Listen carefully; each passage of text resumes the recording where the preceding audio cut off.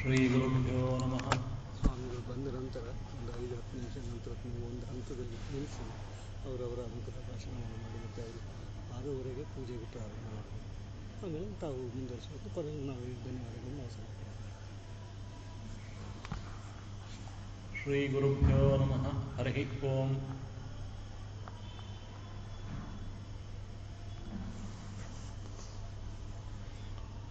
ಶ್ರೀ ಗುರುಭ್ಯೋ ನಮಃ. ಹರಿ ಓಂ. ಓಷ್ಟಾಪಿಧಾನಾನಕುಲೀದಂತೈಃ ಪರಿವೃತಾಪವಿಃ ಸರ್ವಸ್ಯೈ ವಾಚೈಶಾನ ಚಾರುಮಾಮಿಹ ವಾದಯೇತ್. ಸಕಲ ವಾಕ್ ಅಭಿಮಾನಿಯಾದಂತಹ ಪರಮಾತ್ಮನನ್ನು ನಮಸ್ಕರಿಸಿ ಅದರಂತೆ ಯೋ ವಿಪ್ರಲಂಭ ವಿಪರೀತ ಮತಿಪ್ರಭೂತವಾದಾನ್ ನಿರಸ್ಯ ಕೃತವಾನ್ ಭುವಿತತ್ವವಾದಂ ಸರ್ವೇಶ್ವರೋ ಹರಿರಿತಿ ಪ್ರತಿಪಾದಯಂತಂ ಆನಂದತೀರ್ಥಮುನಿವರ್ಯಮಹಂ ನಮಾಮಿ. ಅಭ್ರಮಂ ಭಂಗರಹಿತಂ ಅಜಡಂ ವಿಮಲಂ ಸದಾ ಆನಂದತೀರ್ಥಮತುಲಂ ಭಜೇತಾಪತ್ರಯಾಪಹಂ. ಚಿತ್ರೈಃ ಪದೈಶ್ಚ ಗಂಭೀರೈಃ ವಾಕ್ಯೈರ್ಮಾನೈರಖಂಡಿತೈಃ ಗುರುಭಾವಂ ವ್ಯಂಜಯಂತಿ ಭಾತಿಶ್ರೀ ಚೈತೀರ್ಥವಾಕ್. ತಪೋ ವಿದ್ಯಾ ವಿರಕ್ತ್ಯಾದಿ ಸದ್ಗುಣೋಘಾಕರಾನಹಂ ವಾದಿರಾಜಗುರೂನ್ ವಂದೇ ಹೈಗ್ರೀವ ದಯಾಶ್ರಯಾನ್. ಆಪಾದಮೂಲಿಪರ್ಯಂತಂ ಗುರುಣಾಮಾಕೃತಿಂ ಸ್ಮರೇತ್ ತೇನ ವಿಘ್ನಾಃ ಪ್ರಣಶ್ಯಂತಿ ಸಿದ್ಧ್ಯಂತಿ ಚ ಮನೋರಥಾಃ.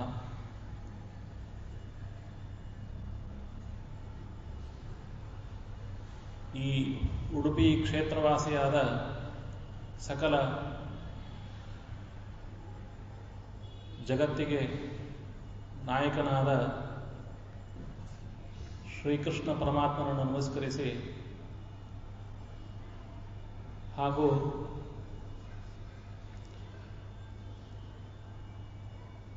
ಮುಖ್ಯ ಪ್ರಾಣದೇವರನ್ನು ತದಭಿನ್ನರಾದ ಮಧ್ವಾಚಾರ್ಯರನ್ನು ನಮಸ್ಕರಿಸಿ ಹಾಗೆ ಈ ಕ್ಷೇತ್ರದ ಅತ್ಯಂತ ಪ್ರಭಾವಿ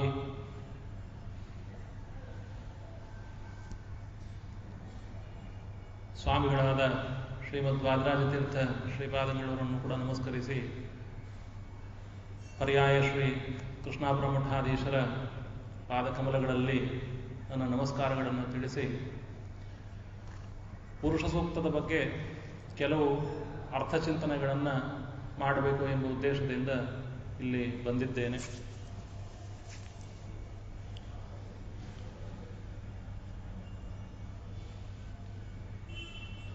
ನಮ್ಮ ಭಾರತದ ಸರ್ವಶ್ರೇಷ್ಠ ಕೊಡುಗೆ ಅಂತಂದರೆ ಅದು ವೇದಗಳು. ಅಂತಹ ಒಂದು ಅತ್ಯದ್ಭುತವಾದ ವಾಂಗ್ಮಯವು ಇಡೀ ಜಗತ್ತಿನಲ್ಲಿ ಎಲ್ಲೂ ಕೂಡ ಇಲ್ಲ. ಅಪೌರುಷೇಯವಾದ, ಯಾರೂ ಕೂಡ ನಿರ್ಮಿಸಿದ, ಅನಾದಿ ಕಾಲದಿಂದ ಹಾಗೆಯೇ ನಡೆದುಕೊಂಡು ಬಂದಿರತಕ್ಕಂತಹ ಸಂಪ್ರದಾಯದಲ್ಲಿ ಗುರುಗಳು ಶಿಷ್ಯರಿಗೆ ಪಾಠ ಮಾಡಿ, ಆ ಶಿಷ್ಯರು ತಮ್ಮ ಶಿಷ್ಯರಿಗೆ ಪಾಠ ಮಾಡಿ, ಅದೇ ಕ್ರಮದಲ್ಲಿ ಮುಂದುವರೆದು ಬಂದಿರತಕ್ಕಂಥದ್ದು ನಮ್ಮ ವೇದಗಳು ಅಂತ ನಮ್ಮ ವೇದವಾಂಗ್ಮಯ. ವೇದಗಳು ಅಂತ ಯಾಕೆ ಹೆಸರು ಇದಕ್ಕೆ ಅಂತಂದರೆ, ವೇದ ಅಂತಂದ್ರೆ ಜ್ಞಾನ.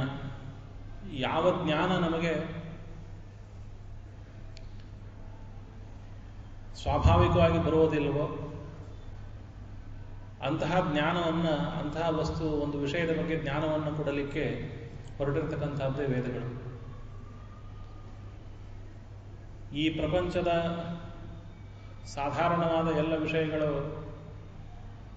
ಪಂಚಭೂತಗಳು ನಮಗೆ ಅನುಭವಕ್ಕೆ ಗೋಚರವಾಗಬಹುದು. ಪರ್ವತಗಳು, ನದಿಗಳು, ಮನೆಗಳು ಮುಂತಾದ ಎಲ್ಲ ಪದಾರ್ಥಗಳು ಕೂಡ ನಮ್ಮ ಕಣ್ಣಿಗೆ ಕಾಣಿಸಬಹುದು. ಕೆಲವು ಪದಾರ್ಥಗಳು ಕಣ್ಣಿಗೆ ಕಾಣಿಸದೇ ಇದ್ದರೂ ಕೂಡ ಅದನ್ನು ಅನುಮಾನದ ಮುಖಾಂತರವಾಗಿ ನಾವು ತಿಳಿದುಕೊಳ್ಳಬಹುದು. ಹೀಗೆ ಅನೇಕ ವಿಷಯಗಳು ನಮಗೆ ಬೇರೆ ಬೇರೆ ಪ್ರಮಾಣದಿಂದ ಗೊತ್ತಾದರೂ ಕೂಡ ಈ ನಮ್ಮ ಇಂದ್ರಿಯಗಳ ವ್ಯಾಪ್ತಿಗೆ ಹೊರಗೆ ಇರತಕ್ಕಂತಹ ಅನೇಕ ವಿಷಯಗಳು ನಮಗೆ ಗೊತ್ತಾಗುವುದಿಲ್ಲ.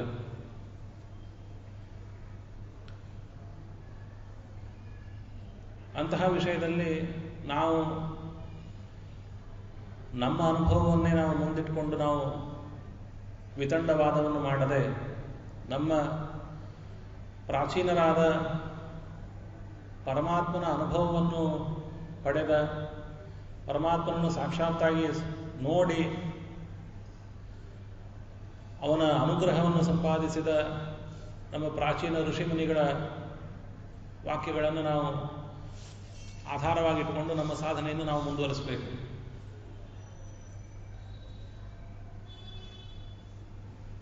ದೇವರು ಇದ್ದಾನೋ ಇಲ್ವೋ ಅಂತನೋ ವಿಷಯದ ಬಗ್ಗೆ ನಮಗೆ ಏನೂ ಕೂಡ ನಮ್ಮ ಕಣ್ಣಿಗೆ ಕಾಣಿಸೋದಿಲ್ಲ. ದೇವರು ನಮ್ಮ ಕಿವಿಗೆ ಕೇಳಿಸೋದಿಲ್ಲ. ಹೀಗಾಗಿ ದೇವರು ಇಲ್ಲ ಅಂತನೂ ವಾದವನ್ನು ನಾವು ಮಾಡಿಕೊಂಡು ಹೋಗುವುದು ಸುಲಭ. ಆದರೆ ಅದರಿಂದ ಅಕಸ್ಮಾತ್ ನಮಗೆ ದೇವರು ಇಲ್ಲ ಅಂತ ಆದರೆ ದೇವರು ಇದ್ದಾನೆ ಅಂತ ನಂಬ್ಕೊಂಡು ಹೋದವ್ರಿಗೆ ಹಾನಿ ಏನಿಲ್ಲ. ದೇವರು ಇದ್ದಾನೆ ಎಂಬುದಾಗಿ ನಾವು ಉಪಾಸನೆಯನ್ನು ಮಾಡ್ತಾ ಇಡೀ ಜೀವನವನ್ನು ನಾವು ಒಂದು ಒಳ್ಳೆಯ ರೀತಿಯಿಂದ ಕಳೆದಂತಹವರಿಗೆ ಅಕಸ್ಮಾತ್ ದೇವರು ಇಲ್ಲ ಅಂತ ಆದರೂ ಕೂಡ ಏನು ಸಮಸ್ಯೆ ಇಲ್ಲ. ಯಾಕೆಂದರೆ ನಮ್ಮ ಜೀವನ ನಾವು ಪರಮಾತ್ಮನ ಸೇವೆಗಾಗಿ ನಾವು ಮೂಡಿಬಿಟ್ಟಿದ್ದೇವೆ. ಯಾವುದೇ ರೀತಿಯಾದಂಥ ಕೆಟ್ಟ ಕೆಲಸಗಳನ್ನು ನಾವು ಮಾಡ್ತಾ ಇಲ್ಲ. ಹೀಗಾಗಿ ಇಡೀ ನಮ್ಮ ಜೀವನ ಸರಿಯಾಗಿ ನಾವು ಕಳೆದಿದ್ದೇವೆ ಎಂಬ ತೃಪ್ತಿ ನಮಗಿದೆ. ಅಕಸ್ಮಾತ್ ದೇವರೇ ಇಲ್ಲ ಪ್ರಪಂಚದಲ್ಲಿ, ಯಾವುದೇ ಒಂದು ನಮಗೆ ನಮ್ಮ ಇಂದ್ರಿಯಗಳಿಗಿಂತ ಹೊರತಾದ ಬೇರೆ ಯಾವುದೂ ಕೂಡ ಇಲ್ಲ ಅಂತ ಆದರೆ ಅಂತಹ ಭಗವತ್ ಸೇವಾಪರರಾದ ಜನಗಳಿಗೆ ಯಾವುದೇ ಹಾನಿ ಇಲ್ಲ. ಆದರೆ ಅಕಸ್ಮಾತ್ ದೇವರು ಇದ್ದಾನೆ ಅಂತ ಆದರೆ ಅಂತಹ ಒಂದು ಪರಮಾತ್ಮನನ್ನ ಸೇವಿಸದೆ, ಅಂತಹ ಪರಮಾತ್ಮನ ಬಗ್ಗೆ ಏನೂ ತಿಳಿದುಕೊಳ್ಳದೆ ಇಡೀ ನಮ್ಮ ಜೀವನವನ್ನು ನಾವು ಹಾಳು ಮಾಡಿದರೆ, ನಾವು ನಾಸ್ತಿಕ್ಯವಾದದಲ್ಲಿ ನಾವು ಉಳಿದುಕೊಂಡು ಆ ಒಂದು ನಮ್ಮ ಸಮಯವನ್ನು ಹಾಳು ಮಾಡಿದರೆ ಪರಮಾತ್ಮನಿಗೆ ಖಂಡಿತವಾಗಿಯೂ ಕೂಡ ನಾವು ಸಿಟ್ಟನ್ನು ತಂದುಕೊಡ್ತೇವೆ. ಹೀಗಾಗಿ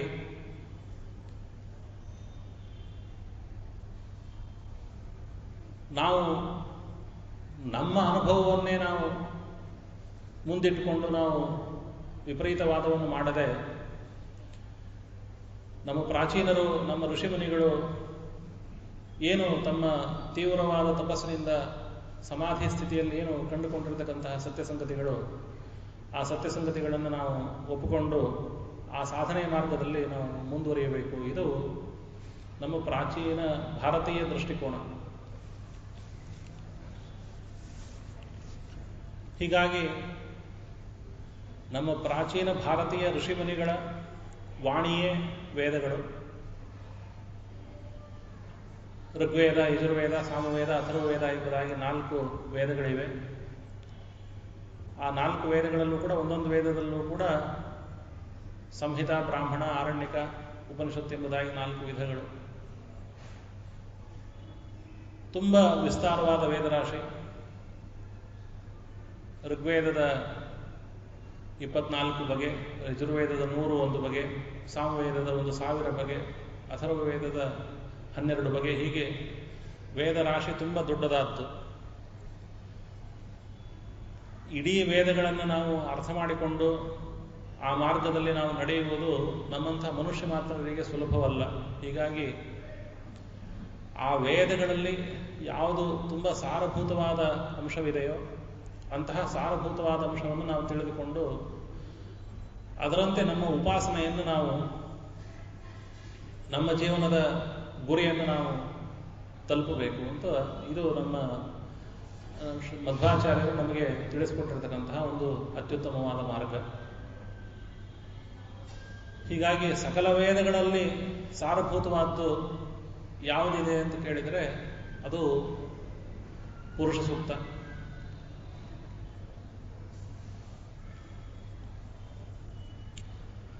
ಸಕಲ ವೇದಗಳಿಗೂ ಮೂಲಭೂತವಾದಂಥದ್ದು ಒಂದಿದೆ, ಅದೇನು ಅಂತಂದ್ರೆ ಓಂಕಾರ. ಓಂಕಾರೇಣ ಸರ್ವಾವಾಕ್ ಸಂತೃಣ್ಣ ಎಂಬುದಾಗಿ ಉಪನಿಷತ್ನಲ್ಲಿ ನಮ್ಮ ಎಲ್ಲ ವೇದಗಳು ಓಂಕಾರದಲ್ಲಿ ಅಡಗಿವೆ ಎಂಬುದಾಗಿ ಹೇಳ್ತಾರೆ. ಹೀಗಾಗಿ ಓಂಕಾರದ ವಿಸ್ತಾರವೇ ಪುರುಷ ಸೂಕ್ತ, ಪುರುಷ ಸೂಕ್ತದ ವಿಸ್ತಾರವೇ ಎಲ್ಲ ವೇದಗಳು ಎಂಬುದಾಗಿ ನಾವು ತಿಳಿಯಬಹುದು. ಓಂಕಾರದಲ್ಲಿ ಅಡಗಿದ 3 ಮುಖ್ಯವಾದ ವಿಷಯಗಳನ್ನು ಪುರುಷ ಸೂಕ್ತದ 3 ವರ್ಗಗಳಲ್ಲಿ ನಾವು ಅರ್ಥೈಸಿಕೊಳ್ಳಬಹುದು. ಅದೇ 3 ಅರ್ಥಗಳನ್ನು ಋಗ್ವೇದ, ಯಜುರ್ವೇದ, ಸಾಮವೇದ ಎಂಬ 3 ವೇದಗಳಲ್ಲಿ ನಾವು ಅರ್ಥೈಸಿಕೊಳ್ಬಹುದು. ಹೀಗೆ ಓಂಕಾರದಲ್ಲಿ ಹೇಳಿದ ಅರ್ಥವೇ ಸಕಲ ವೇದಗಳಿಗೂ ಕೂಡ ಅರ್ಥ. ಹೀಗಾಗಿ ಒಂದು ಇಡೀ ವೇದಗಳ ಏನು ಎಸೆನ್ಸ್, ನಾವು ತಿಳಿದುಕೊಳ್ಬೇಕಾದಂಥ ಎಸೆನ್ಸ್ ಏನಿದೆ ಅಂತ ಎಸೆನ್ಸನ್ನು ಸಾರರೂಪದಲ್ಲಿ ಕೊಟ್ಟಿರ್ತಕ್ಕಂಥದ್ದು ಓಂಕಾರ. ಓಂ ಎಂಬುದಾಗಿ ಅ, ಉ, ಮ ಎಂಬ 3 ಅಕ್ಷರಗಳಿದೆ.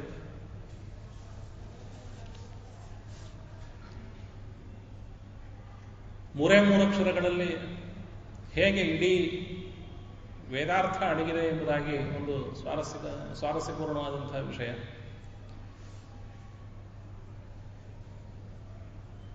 ಅದನ್ನು ನಾವು ಈ ರೀತಿಯಾಗಿ ಅರ್ಥ ಮಾಡಿಕೊಳ್ಳಬಹುದು.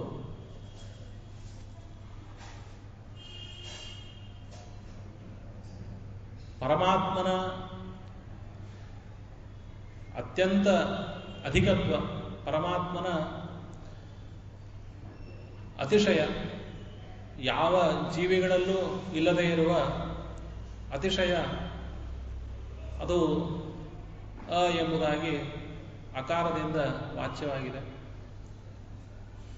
ಅಂತಹ ಅಕಾರದ ಅರ್ಥ ಅಧಿಕೋಚ್ಚಮಾನತ್ವ. ಉ ಎಂಬುದಾಗಿ 2ನೇ ಅಕ್ಷರ. ಉ ಎಂಬ ಅಕ್ಷರದಲ್ಲಿ ಉತ್ಕರ್ಷ ಸಾಧನವಾದಂತಹ ಅನೇಕ ವಿಷಯಗಳನ್ನು ತಿಳಿದುಕೊಳ್ಳಬಹುದು. ಮನುಷ್ಯನ ಮುಕ್ತಿಗೆ ಸಾಧನವಾದ ಉತ್ಕರ್ಷ ಸಾಧನೀಭೂತವಾದ ಯಜ್ಞಗಳು.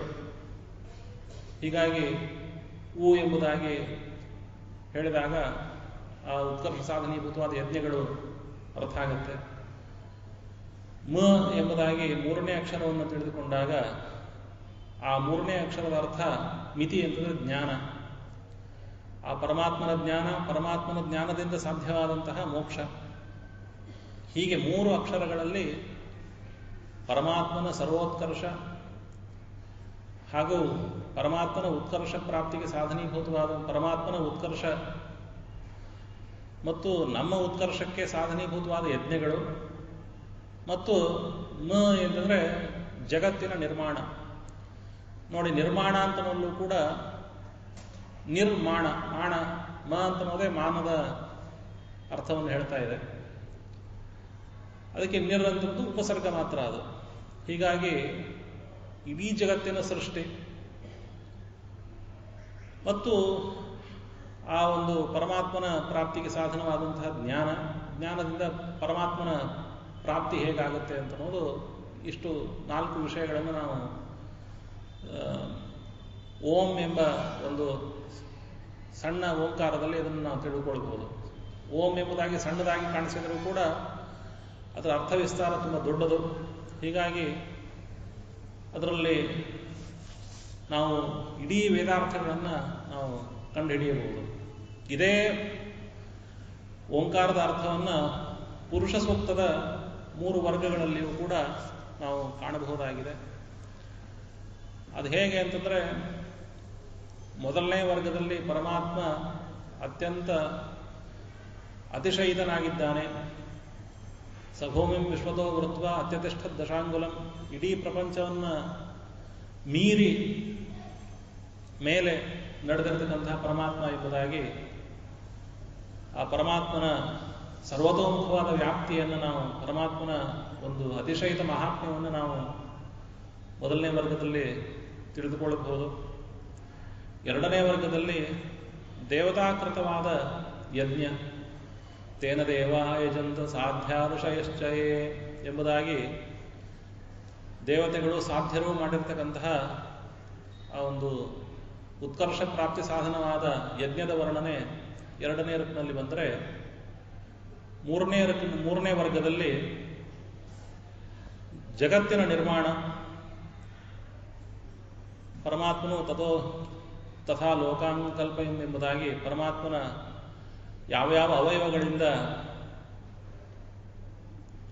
ಚಂದ್ರಮಾಮನಸೋ ಜಾತ ಚಕ್ಷೋ ಸೂರ್ಯೋ ಜಾಯತ ಮುಖಾದಿಂದ್ರಶ್ಚ ಅಗ್ನಿಶ್ಚ ಪ್ರಾಣಾದ್ವಾಯುರಜಾಯತ ಎಂಬುದಾಗಿ ಪರಮಾತ್ಮನ ಬೇರೆ ಬೇರೆ ಅವಯವಗಳಿಂದ ಇಡೀ ಜಗತ್ತು ಯಾವ ರೀತಿಯಾಗಿ ಸೃಷ್ಟಿಯಾಯಿತು ಎಂಬ ಒಂದು ನಿರ್ಮಾಣ ಕಾರ್ಯ ಅದು ಕೂಡ ಕಾಣಿಸ್ತಾ ಇದೆ. ಹಾಗೆ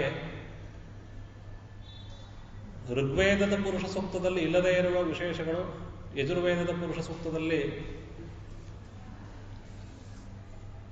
ಕೆಲವು ಕಂಡುಬರುತ್ತವೆ.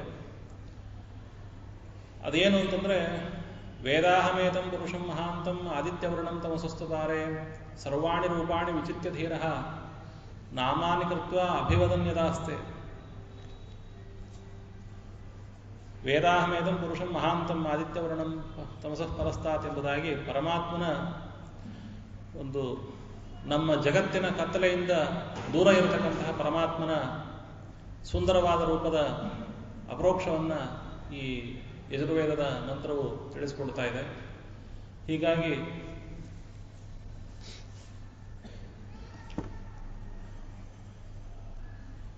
ಜಗತ್ತಿನ ನಿರ್ಮಾಣದ ಜೊತೆಗೆ ನಮ್ಮ ಮೋಕ್ಷ ಪ್ರಾಪ್ತಿಗೆ ಸಾಧನವಾದ ಅಪರೋಕ್ಷ ಜ್ಞಾನ,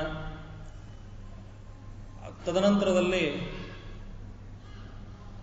ದೇಹನಾಕಂ ಮಹಿಮಾನ ಸಚಂತ ಯತ್ರ ಪೂರ್ವೇ ಸಾಧ್ಯಾಸಂತಿ ದೇವಾ ಎಂಬುದಾಗಿ ಈ ಒಂದು ಪರಮಾತ್ಮನ ಈ ಮೂರು ಪ್ರಮುಖವಾದ ಗುಣಗಳ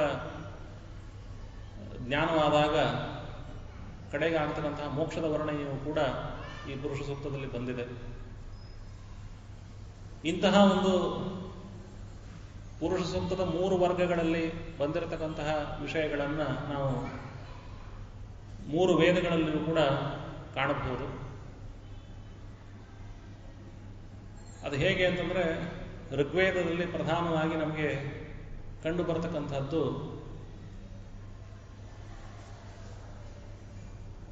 ಸ್ತುತಿ, ಪರಮಾತ್ಮನ ನಾನಾ ರೂಪಗಳ, ನಾನಾ ಗುಣಗಳ, ನಾನಾ ಮಹಿಮೆಗಳ ಸ್ತುತಿ. ಇಡೀ ಋಗ್ವೇದವು ಪರಮಾತ್ಮನ ಸ್ತುತಿಗಾಗಿ ಹೊರಟಿದೆ. ಋಗ್ವೇದ ಸಂಹಿತ ವಿಶೇಷವಾಗಿ ಬ್ರಾಹ್ಮಣಾರಣ್ಯಗಳಲ್ಲೂ ಕೂಡ ಹಾಗೇ ಇದೆ. ಋಗ್ವೇದದ 10,000 ಮಂತ್ರಗಳನ್ನು ನಾವು ನೋಡಿದರೆ 10,000 ಮಂತ್ರಗಳಲ್ಲಿ ಎಲ್ಲ ಕಡೆಯೂ ಕೂಡ ಪರಮಾತ್ಮನ ಅತಿಶಯಿತವಾದ ಸ್ತುತಿ.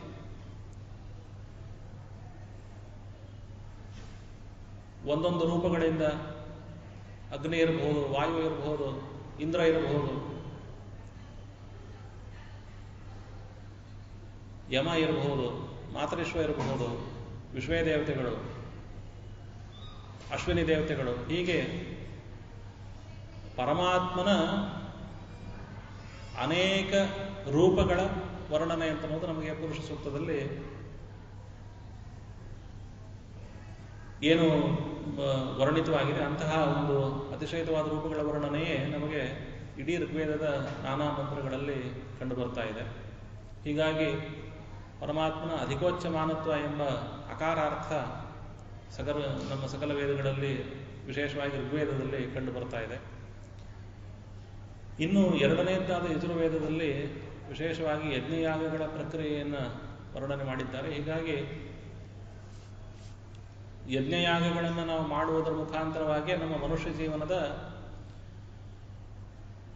ಸಿದ್ಧಿ. ಯಾಕೆ ಅಂತಂದ್ರೆ ನಾವು ಮನುಷ್ಯರು ತುಂಬ ಅಲ್ಪ ಮನುಷ್ಯರು, ನಮಗೆ ಯಾವ ಸಾಮರ್ಥ್ಯವೂ ಕೂಡ ಇಲ್ಲ. ನಾವು ಇಲ್ಲಿ ಭೂಮಿಯಲ್ಲಿ ನಾವು ಹುಟ್ಟಿದ್ದೇವೆ ಅಷ್ಟೇ ಹೊರತು ಯಾಕೆ ಹುಟ್ಟಿದ್ದೇವೆ ಅಂತಲೂ ಕೂಡ ಗೊತ್ತಿಲ್ಲ, ಏನು ಮಾಡ್ತಾ ಇದ್ದೇವೆ ಅಂತ ಗೊತ್ತಿಲ್ಲ, ಯಾವಾಗ ಸಾಯ್ತೀವಿ ಅಂತಲೂ ಕೂಡ ಗೊತ್ತಿಲ್ಲ. ಹೀಗಾಗಿ ನಮ್ಮ ಯೋಗ್ಯತೆ ತುಂಬ ಸಣ್ಣದಾದ್ದು. ಹೀಗಾಗಿ ನಮ್ಮನ್ನು ಇಲ್ಲಿ ಸೃಷ್ಟಿ ಮಾಡಿರತಕ್ಕಂತಹ ಪರಮಾತ್ಮನ ಅವನ ಎಲ್ಲ ಸೇವಕರ ಬಗ್ಗೆ ನಮ್ಮ ಕೃತಜ್ಞತೆಯನ್ನು ನಾವು ಪ್ರತಿನಿತ್ಯ ವ್ಯಕ್ತಪಡಿಸುವುದು ನಮ್ಮ ಮನುಷ್ಯರ ದೊಡ್ಡ ಕರ್ತವ್ಯ. ಹೀಗಾಗಿ ಆ ಮನುಷ್ಯರ ಕರ್ತವ್ಯಗಳಲ್ಲಿ ಪ್ರತಿನಿತ್ಯ ದೇವತೆಗಳಿಗೆ ಹವಿಸ್ಸನ್ನು ಹಾಕಿ ತನ್ಮೂಲಕವಾಗಿ ನಮ್ಮ ಕರ್ತವ್ಯವನ್ನು ನಿರ್ವಹಣೆ ಮಾಡುವುದು ಒಂದು ಮುಖ್ಯವಾದ ಅಂಶ. ಹೀಗಾಗಿ ಒಂದು ಯಜುರ್ವೇದದ ಬೇರೆ ಬೇರೆ ಭಾಗಗಳಲ್ಲಿ ವಿಶೇಷವಾಗಿ ನಮ್ಮ ಉತ್ಕರ್ಷಕ್ಕೆ ಸಾಧನೀಭೂತವಾದಂತಹ ಯಜ್ಞಯಾಗಗಳ ಒಂದು ವಿಸ್ತಾರವಾದ ವರ್ಣನೆ ಅಂತ ಅನ್ನೋದು ಬಂದಿದೆ. ಹೀಗಾಗಿ ಯಜುರ್ವೇದದ ಉಕಾರದ ಅರ್ಥ ಯಜುರ್ವೇದದಲ್ಲಿ ಬಂದಂತೆ ಆಯಿತು. ಇನ್ನು ವಿಶೇಷವಾಗಿ ಮ ಎಂಬುದಾಗಿ ಜಗನ್ನಿರ್ಮಾಣ ಹಾಗೂ ಆ ಪರಮಾತ್ಮನ ಜ್ಞಾನ, ಈ ಒಂದು ವಿಶೇಷಗಳನ್ನು ನಾವು ಸಾಮವೇದದಲ್ಲಿ ಕಾಣಬಹುದಾಗಿದೆ. ವಿಶೇಷವಾಗಿ ಸಾಮವೇದದ ಉಪನಿಷತ್ತುಗಳಲ್ಲಿ, ಛಾಂದೋಗ್ಯಾದಿ ಉಪನಿಷತ್ತುಗಳಲ್ಲಿ ಆ ಒಂದು ಜಗತ್ತಿನ ನಿರ್ಮಾಣ ಹೇಗಾಯಿತು ಮತ್ತು ಆ ಒಂದು ಪರಮಾತ್ಮನ ಜ್ಞಾನವನ್ನು ಯಾವ ರೀತಿಯಾಗಿ ಪಡೆದುಕೊಳ್ಳಬಹುದು ಎಂಬುದಾಗಿ ಎರಡು ವಿಷಯಗಳು ತುಂಬ ಪ್ರಮುಖವಾಗಿ ಬಂದಿವೆ. ಯಾಕೆಂತಂದರೆ ಸಾಮವೇದದ ಸಂಹಿತೆಗಳಲ್ಲಿ ಮಂತ್ರಗಳಿವೆ. ಆ ಮಂತ್ರಗಳು, ಹೆಚ್ಚಿನ ಮಂತ್ರಗಳೆಲ್ಲವೂ ಕೂಡ ಋಗ್ವೇದದ ಮಂತ್ರಗಳೇ. ಹೀಗಾಗಿ ಅದರಲ್ಲಿ ಮಂತ್ರಗಳಲ್ಲಿ ಅಂಥ ವಿಶೇಷವಿಲ್ಲ. ಆ ಮಂತ್ರಗಳನ್ನು ಇಟ್ಕೊಂಡು ಗಾನ ಮಾಡುವುದು ಮಾತ್ರ ಸಾಮವೇದದ ವಿಶೇಷ. ಹೀಗಾಗಿ ಸಾಮವೇದದ ಸಂಹಿತೆಗಳಲ್ಲಿ ಬಂದಿರತಕ್ಕಂಥ ವಿಷಯ ಕಡಿಮೆ. ಹೀಗಾಗಿ ಸಾಮವೇದದ ಬ್ರಾಹ್ಮಣ ಆರಣ್ಯಕಗಳಲ್ಲಿ ಬಂದಿರತಕ್ಕಂತಹ ಒಂದು ಈ ವಿಶೇಷ ಜಗನ್ನಿರ್ಮಾಣ ಹಾಗೂ ಪರಮಾತ್ಮನ ಜ್ಞಾನಕ್ಕೆ ಸಾಧನ, ನಮ್ಮ ಸಾಧನೆಗಳು ಏನೇನು ಮಾಡಬೇಕು, ಶ್ರವಣ ಮನನ ನಿಧಿಧ್ಯಾಸನ ಮುಂತಾದ ಸಾಧನೆಗಳನ್ನು ಅಲ್ಲಿ ಉಪನಿಷತ್ತುಗಳಲ್ಲಿ ನಿರೂಪಣೆ ಮಾಡಿದ್ದಾರೆ. ಹೀಗೆ ಆ ಸಾಧನೆಯಿಂದ ನಾವು ನಮ್ಮ ಸಾಧನೆಯನ್ನು ಮಾಡಿದಾಗ ಆಗತಕ್ಕಂಥ ಫಲ ಏನು, ಮುಂದೆ ಮೋಕ್ಷರೂಪವಾದ ಫಲ. ಹೀಗೆ ಮೋಕ್ಷರೂಪವಾದ ಫಲವನ್ನು ಕೂಡ ಆ ಉಪನಿಷತ್ತುಗಳಲ್ಲಿ ತುಂಬ ಸುಂದರವಾಗಿ ವರ್ಣನೆ ಮಾಡಿದ್ದಾರೆ.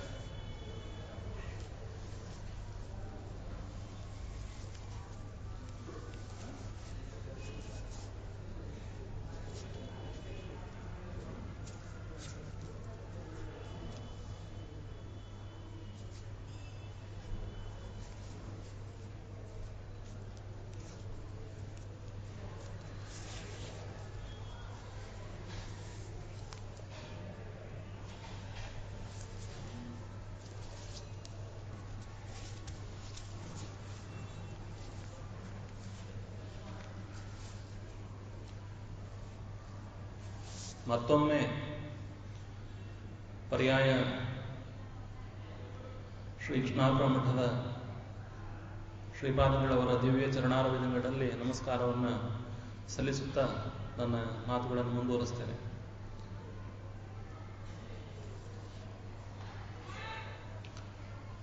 ಪರ್ಯಾಯ ಶ್ರೀಪಾದಂಗಳವರಲ್ಲಿ ಸಾಕ್ಷಾತ್ ಮಧ್ವಾಚಾರ್ಯರು ಸನ್ನಿಹಿತರಾಗಿ ಕೃಷ್ಣನ ವಿಶೇಷವಾದ ಪೂಜೆಯನ್ನು ಮಾಡ್ತಾ ಇದ್ದಾರೆ. ಹೀಗಾಗಿ ನಾವು ಮಾಡುವ ಅಲ್ಪ ಜ್ಞಾನ ಕಾರ್ಯ ಶ್ರೀಪಾದಂಗಳವರ ಮುಖಾಂತರವಾಗಿ ಮಧ್ವಾಚಾರ್ಯರಿಗೆ ತಲುಪಲಿ ಎಂಬುದಾಗಿ ಪ್ರಾರ್ಥನೆ ಮಾಡಿ ನನ್ನ ಮಾತುಗಳನ್ನು ಮುಂದುವರಿಸ್ತೇನೆ. ಹೀಗಾಗಿ ಓಂಕಾರದ ಅರ್ಥವಿಸ್ತಾರ ಅದು ಪುರುಷ ಸೂಕ್ತದ 3 ವರ್ಗಗಳಲ್ಲಿದೆ.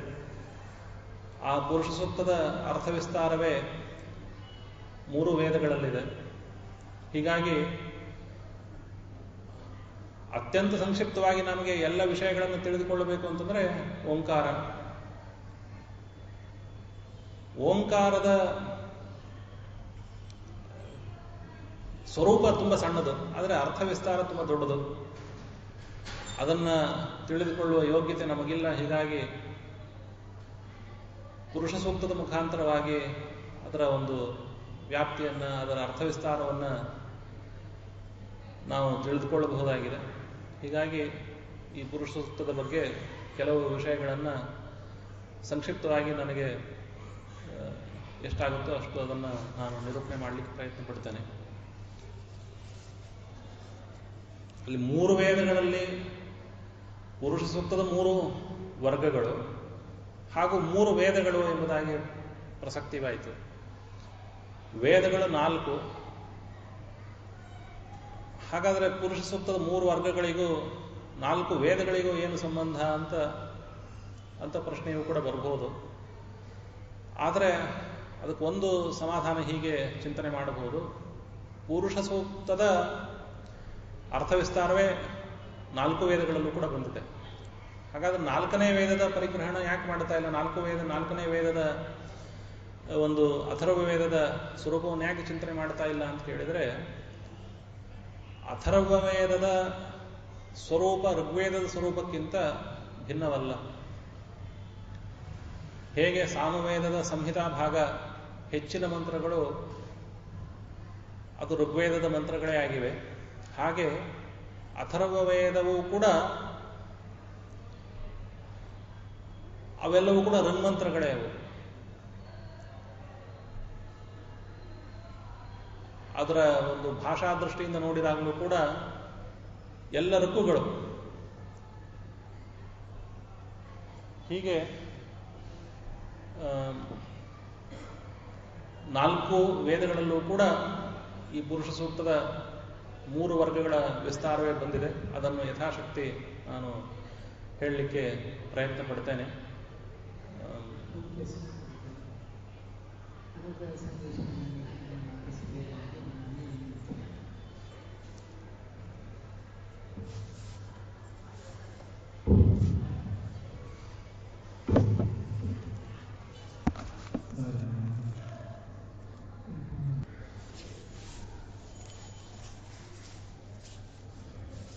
ಶ್ರೀ ಗುರುಭ್ಯೋ ನಮಃ. ಹರಿ ಓಂ. ಹೀಗೆ ನಮಗೆ ಶ್ರೀಪಾದಗಳವರು ತಿಳಿಸಿದಂತೆ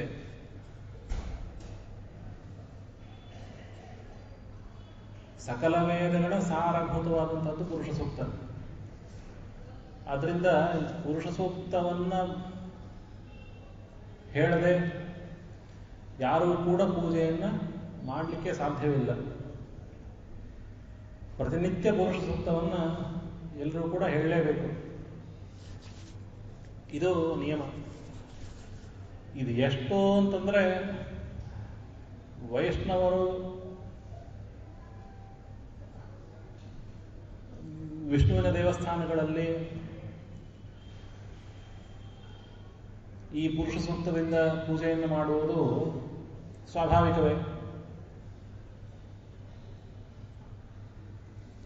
ಇಲ್ಲಿ ಪುರುಷ ಸೂಕ್ತದಲ್ಲಿ ಪುರುಷ ಅಂತ ಎಲ್ಲ ಕಡೆಯೂ ಕೂಡ ಬಂದಿದೆ ಅಷ್ಟೇ ಹೊರತು ಆ ಪುರುಷ ಯಾರು ಅಂತ ಅನ್ನೋದ್ರ ಬಗ್ಗೆ ತುಂಬಾ ಸ್ಪಷ್ಟವಾದ ಉಲ್ಲೇಖಗಳು ಇಲ್ಲ. ಆದ್ರಿಂದಾಗಿ ಪುರುಷ ಅಂತಂದ್ರೆ ಆ ಪುರುಷ ಅವನು ಪರಮ ಪುರುಷನೇ. ಯಾಕೆ ಅಂತಂದ್ರೆ ಸಹಸ್ರ ಶೀರ್ಷ ಪುರುಷ, 1000 ತಲೆಯುಳ್ಳವನು, 1000 ಕೈಯುಳ್ಳವನು, 1000 ಕಿವಿಯುಳ್ಳವನು. ಅಂತಹ ಪುರುಷ ಅಂತಂದ್ರೆ ಅವನು ಸಾಧಾರಣ ಪುರುಷನಲ್ಲ, ಅವನು ಪರಮ ಪುರುಷನೇ. ಆದ್ರೆ ಆ ಪರಮ ಪುರುಷ ಯಾರು ಅಂತ ಅನ್ನೋದು ಸ್ಪಷ್ಟವಾಗಿ ಉಲ್ಲೇಖ ಇಲ್ಲ. ಹೀಗಾಗಿ ಆ ಒಂದು ವಿಷ್ಣುವಿನ ಪೂಜೆಯಲ್ಲಿ ಈ ಸೂಕ್ತವನ್ನ ಪಠಿಸುವಂತೆ ಶಿವನ ದೇವಸ್ಥಾನಗಳಲ್ಲೂ ಕೂಡ ಈ ಪುರುಷ ಸೂಕ್ತವನ್ನು ಇಟ್ಟುಕೊಂಡು ಅವರೂ ಕೂಡ ಅಭಿಷೇಕವನ್ನು ಮಾಡಬೇಕಾದ್ರೆ, ಷೋಡಶೋಪಚಾರ ಪೂಜೆಯನ್ನು ಮಾಡಬೇಕಾದ್ರೆ ಈ ಒಂದು ಸೂಕ್ತವನ್ನ ಅನುಸರಿಸಿಕೊಂಡು ಮಾಡುವುದು ಕೂಡ ಕಂಡಿದೆ.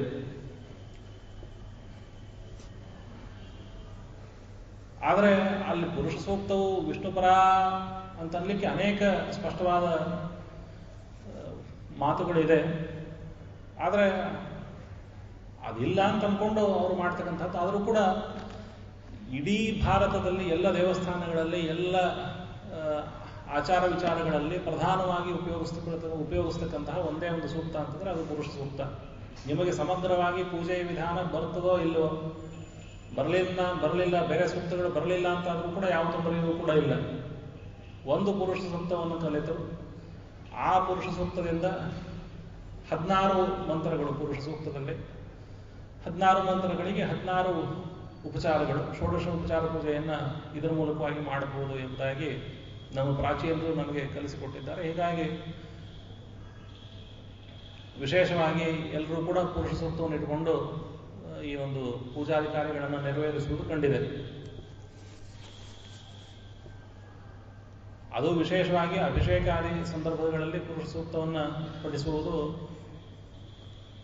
ಎಲ್ಲರ ಸಂಪ್ರದಾಯ. ಅಭಿಷೇಕದ ಒಂದು ವಿಶೇಷವಾದ ಸಂಬಂಧ ಏನಿಲ್ಲ ಅಂತಾದ್ರೂ ಕೂಡ ಆ ಪರಮಾತ್ಮನಿಗೆ ಅಭಿಷೇಕ ಮಾಡಬೇಕಾದ್ರೆ ಪರಮಾತ್ಮನ ಅತಿಶಯವಾದ ಗುಣಗಳ ಸ್ಮರಣೆ ನಮಗಾಗಲಿ ಎಂಬ ಉದ್ದೇಶದಿಂದಾಗಿ ಆ ಪುರುಷ ಸೂಕ್ತವನ್ನು ಆ ಸಂದರ್ಭದಲ್ಲಿ ಹೇಳುವುದು ವಾಡಿಕೆ. ಹೀಗೆ ಆಚಾರ ವಿಚಾರಗಳಲ್ಲಿ ಪುರುಷ ಸೂಕ್ತದ ಸಂದರ್ಭ ಇದು ಒಂದು. ಇದಕ್ಕಿಂತ ಹೆಚ್ಚಾಗಿ ಈ ಪುರುಷ ಸೂಕ್ತವನ್ನು ಪ್ರತಿನಿತ್ಯ ಜಪ ಮಾಡಿದವರು ಪ್ರತಿನಿತ್ಯ ಅನೇಕ ರೀತಿಯಲ್ಲಿ ಋಗ್ವಿಧಾನದಲ್ಲಿ, ಬೇರೆ ಬೇರೆ ವಿಷ್ಣು ಧರ್ಮೋತ್ತರ ಪುರಾಣದಲ್ಲಿ, ಅಧಿವಿಜ್ಞ ಸಂಹಿತ ಮುಂತಾದ ಎಲ್ಲ ಗ್ರಂಥಗಳಲ್ಲಿ ಪುರುಷ ಸೂಕ್ತದ ನಾನಾ ವಿಧವಾದ ಉಪಯೋಗಗಳನ್ನು, ನಾನಾ ವಿಧವಾದ ಪ್ರಯೋಗಗಳನ್ನು, ವಿನಿಯೋಗಗಳನ್ನು ಹೇಳಿದ್ದಾರೆ. ನೀರಿನಲ್ಲಿ ನಿಂತುಕೊಂಡು ಒಂದು ಸೂಕ್ತವನ್ನು, ಒಂದು ಪುರುಷ ಸೂಕ್ತದ ಒಂದು ಮಂತ್ರವನ್ನು ಹೇಳಿ ತರ್ಪಣ ಕೊಟ್ಟು ಮತ್ತೆ ಸ್ನಾನ, ಮತ್ತೆ ನೀರಿನಲ್ಲಿ ಮುಳುಗಿ ಇನ್ನೊಂದು ಮಂತ್ರವನ್ನು ಹೇಳಿ ತರ್ಪಣ ಕೊಟ್ಟು, ಹೀಗೆ 16 ಸಲ ಮುಳುಗಿ 16 ಸಲ ತರ್ಪಣವನ್ನು ಕೊಡುವುದು ಮುಂತಾದ ಅನೇಕ ವಿಧಾನಗಳನ್ನು ನಾವು, ವಿನಿಯೋಗಗಳನ್ನು ನಾವು ಕಾಣಬಹುದು. ಹೀಗೆ ಅದು ನಮಗೆ ಅಭೀಪ್ಸಿತವಾದ ಎಲ್ಲ ಫಲಗಳನ್ನು ಕೊಡುವುದು ಅಂತನ್ನೋದು ಒಂದು, ನಮ್ಮ ಎಲ್ಲ ಪಾಪಗಳನ್ನು ಪರಿಹಾರ ಮಾಡಿಕೊಳ್ಳಿಕ್ಕೆ ಸಾಧನ. ಇನ್ನೂ ವಿಶೇಷವಾಗಿ ಪುರುಷ ಸೂಕ್ತ ಹೋಮವನ್ನು ಮಾಡಿದಾಗ ಆ ಒಂದು ಪುರುಷ ಸಂತಾನ ಪ್ರಾಪ್ತಿಗೋಸ್ಕರವಾಗಿಯೂ ಕೂಡ ಪುರುಷ ಸೂಕ್ತ ಹೋಮವನ್ನು ಮಾಡುವುದು ಕೂಡ ಅದು ಕೂಡ ರೂಢಿಯಲ್ಲಿದೆ. ಹೀಗೆ ಇದಕ್ಕಿಂತ ನಾವು ಮುಖ್ಯವಾಗಿ ಇನ್ನೊಂದು ನಾವು ನೋಡಿದಾಗ, ಪುರುಷ ಸೂಕ್ತವನ್ನು ನಿತ್ಯ ಜಪ ಮಾಡಿದರೆ ನಮಗೆ ಇದು ಒಂದು ಆತ್ಮಜ್ಞಾನಕ್ಕೆ ಸಾಧನ, ಪರಮಾತ್ಮ ಜ್ಞಾನಕ್ಕೆ ಸಾಧನ ಇದು. ಯಾಕೆಂದ್ರೆ ಪರಮಾತ್ಮನ ಎಲ್ಲ ಗುಣಗಳ ಅನುಸಂಧಾನ ಬರಲಿಕ್ಕೆ, ಪರಮಾತ್ಮನ ಮುಖ್ಯವಾದ ಏನು ದೊಡ್ಡ ಕ್ರಿಯೆಗಳಿದೆ ಅಂತಹ ಕ್ರಿಯೆಗಳ ಸ್ಮರಣೆಯನ್ನು ನಾವು ತಂದುಕೊಳ್ಳಲಿಕ್ಕೆ, ಪರಮಾತ್ಮ ನಮಗೆ ಮಾಡಿರತಕ್ಕಂಥ ದೊಡ್ಡ ಅನುಗ್ರಹವನ್ನು ನಾವು ಸ್ಮರಣೆ ಮಾಡಿಕೊಳ್ಳಿಕ್ಕೆ ಇದು ಒಂದು ಸಣ್ಣ ಸಾಧನ. ಸರ್ವತಃ ಪೌರುಷೇ ಸೂಕ್ತೆ ಗುಣ ವಿಷ್ಣು ವಿದಿತ, ಎಲ್ಲ ಗುಣಗಳು ಪುರುಷ ಸೂಕ್ತದಲ್ಲಿ ಬಂದಿವೆ. ಏನೇನು ಮುಖ್ಯವಾದ ಗುಣಗಳನ್ನು ನಾವು ಹೇಳಬಹುದು ಅಂಥ ಎಲ್ಲ ಗುಣಗಳನ್ನು ಬೇರೆ ಒಂದು ಕಡೆ ನಾವು ಕಾಣಲಿಕ್ಕೆ ಸಾಧ್ಯ ಇಲ್ಲ. ಬೇರೆ ಬೇರೆ ವಿಕ್ಷಿಪ್ತವಾಗಿ ಬೇರೆ ಬೇರೆ ಕಡೆ ಬಂದಿರತಕ್ಕಂಥದ್ದು ಪರಮಾತ್ಮನ ಅನೇಕ ಅದ್ಭುತವಾದ ಮಹಿಮೆಗಳು. ಆ ಎಲ್ಲವನ್ನು ಕೂಡ ಈ ಪುರುಷ ಸೂಕ್ತದಲ್ಲಿ ಸಂಕ್ಷಿಪ್ತವಾಗಿ ತೆಗೆದುಕೊಂಡು ಬಂದದ್ರಿಂದಾಗಿ ಪುರುಷ ಸೂಕ್ತವು ತುಂಬ ಮಹತ್ವಪೂರ್ಣವಾದಂಥದ್ದು. ಹೀಗಾಗಿ ಇದರ ಜಪ, ಹೋಮ, ಪಾರಾಯಣ ಮುಂತಾದವು ಅತ್ಯಂತ ಮನುಷ್ಯನ ಜೀವನಕ್ಕೆ ಸಹಕಾರಿಯಾದಂಥದ್ದು. ಅದು ನಮಗೆ ಮನುಷ್ಯನ ಜೀವನವನ್ನು ನಾವು ಪರಿಪೂರ್ಣ ಮಾಡಿಕೊಳ್ಳಲಿಕ್ಕೆ ಅದು ಸಾಧನವಾದಂಥದ್ದು. ಹೀಗಾಗಿ ಇದನ್ನು ಅನುಷ್ಠಾನ ಮಾಡುವುದು ಸಂಪ್ರದಾಯದಲ್ಲಿ ಬಂದಿರತಕ್ಕಂಥದ್ದು. ಅದರ ಅರ್ಥ ವಿಸ್ತಾರವನ್ನು ನಾವು ನೋಡ್ಲಿಕ್ಕೆ ಹೊರಟಾಗ, ಮೊದಲಿಗೆ ಪುರುಷ ಅಂತಂದ್ರೆ ಏನು ಅಂತನ್ನೋದನ್ನ ನೋಡ್ಕೊಳ್ಬೇಕು. ಸಹಸ್ರ ಶೀರ್ಷ ಪುರುಷ ಅದು ಎಂಬುದಾಗಿ, ಪುರುಷನು ಅವನು 1000 ತಲೆಯುಳ್ಳವನು ಎಂಬುದಾಗಿ ಮೊದಲನೇ ಮಂತ್ರದಲ್ಲಿ ಬಂದಿದೆ. ಪುರುಷ ಎಂಬ ಶಬ್ದಕ್ಕೆ ಏನರ್ಥ? ಒಂದೊಂದು ಶಬ್ದದಿಂದನೂ ಕೂಡ ಒಂದೊಂದು ವಿಶೇಷವಾದ ಅರ್ಥವು ಕಾಣಿಸುವಂತೆ ಮಾಡುವುದೇ ಪುರುಷ ಸೂಕ್ತದ ವೈಶಿಷ್ಟ್ಯ. ಪುರುಷ ಅಂತಂದ್ರೆ ಏನು ಅಂತಂದ್ರೆ, ಸಹ ಪೂರ್ಣತ್ವ ಪುಮಾನ್ ನಾಮ ಪೌರುಷೇ ಸೂಕ್ತ ಇದೆ. ಪರಮಾತ್ಮನು ಪೂರ್ಣ ಆಗಿರೋದ್ರಿಂದನೇ ಅವನಿಗೆ ಪೂರ್ಣ, ಸಮಗ್ರ ಜಗತ್ತನ್ನ ವ್ಯಾಪಿಸಿದ್ದಾನೆ, ಎಲ್ಲ ಗುಣಗಳಿಂದ ಪೂರ್ಣನಾಗಿದ್ದಾನೆ. ಹೀಗಾಗಿ ಅವನು ಪೂರ್ಣ. ಅವನ ಗುಣಗಳಿಂದ ಪೂರ್ಣ, ಇಡೀ ಜಗತ್ತಿನಲ್ಲಿ ಅವನು ಪೂರ್ಣನಾಗಿದ್ದಾನೆ. ಹೀಗಾಗಿ ಸಭೂಮಿ ವಿಶ್ವತೋಮೃತ್ವ ಅತ್ಯತಿಷ್ಠ ದಶಾಂಗುಲಂ, ಇಡೀ ಭೂಮಿಯಲ್ಲಿ ಅವನು ವ್ಯಾಪ್ತನಾದ ಎಂಬುದಾಗಿ ಮೊದಲನೇ ಮಂತ್ರದಲ್ಲಿ ಕಂಡುಬರ್ತಾ ಇದೆ. ಪೂರ್ಣನಾಗಿದ್ದಾನೆ, ಅದರಿಂದ ಪುರುಷ ಎಂಬುದಾಗಿ ಶ್ರೀಮದ್ ಮಧ್ವಾಚಾರ್ಯರು ಹೇಳಿರ್ತಕ್ಕಂತಹ ಒಂದು ಅರ್ಥ.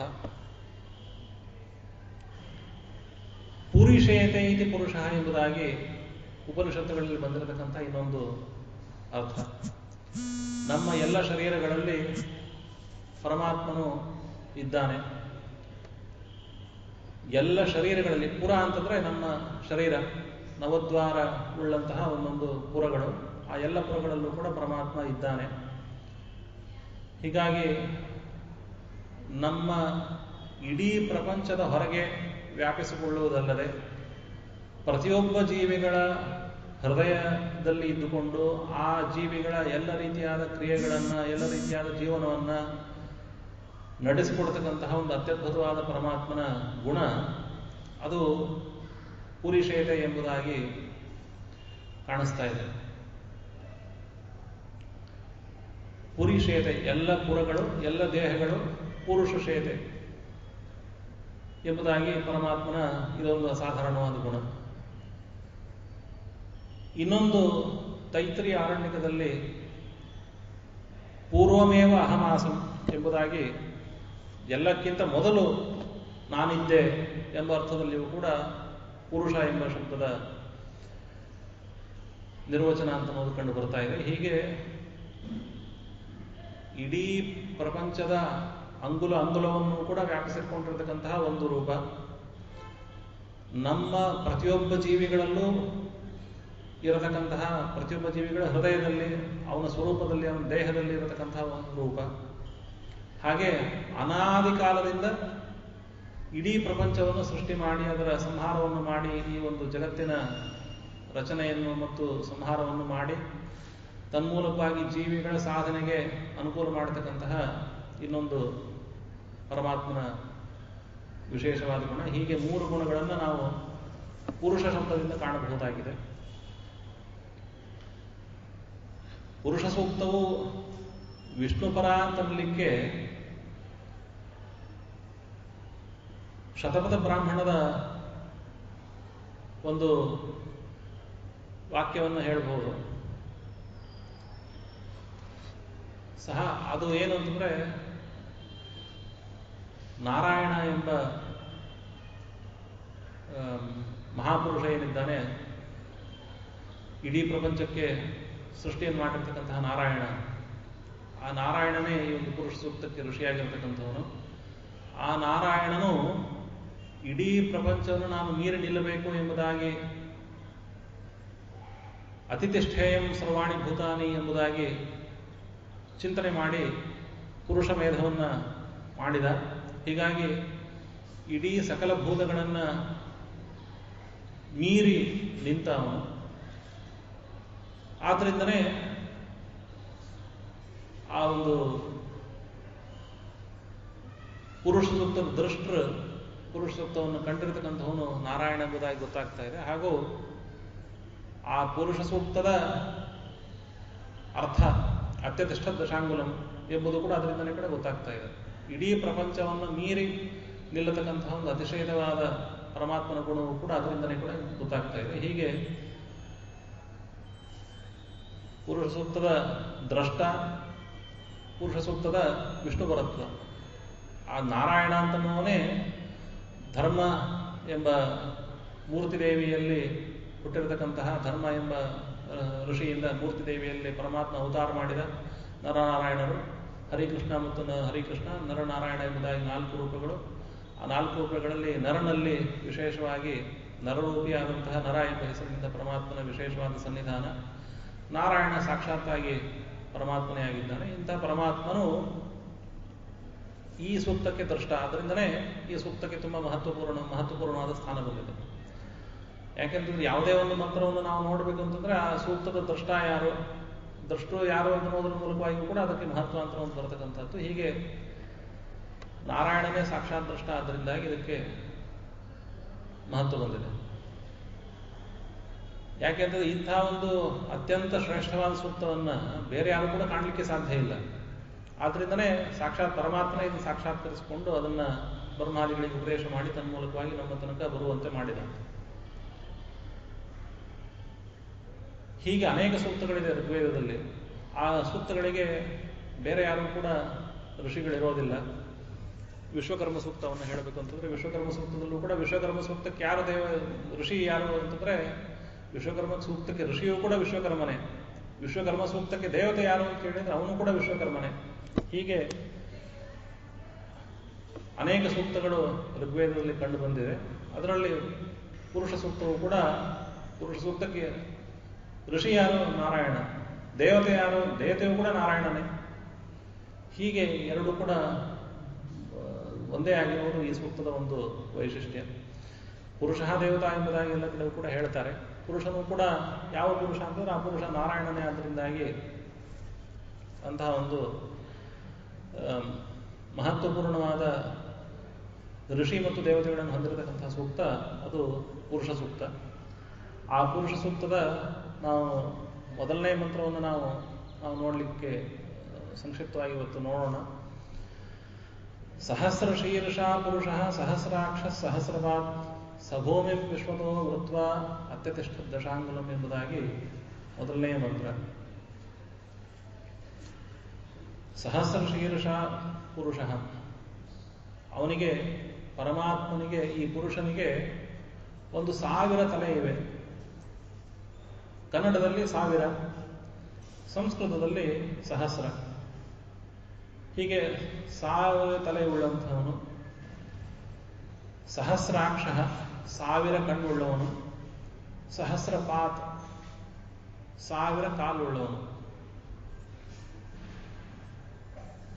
ಹೀಗೆ ತಲೆ, ಕಣ್ಣು, ಕಾಲು, ಕೈಯನ್ನು ಹೇಳಲಿಲ್ಲ ಇಲ್ಲಿ.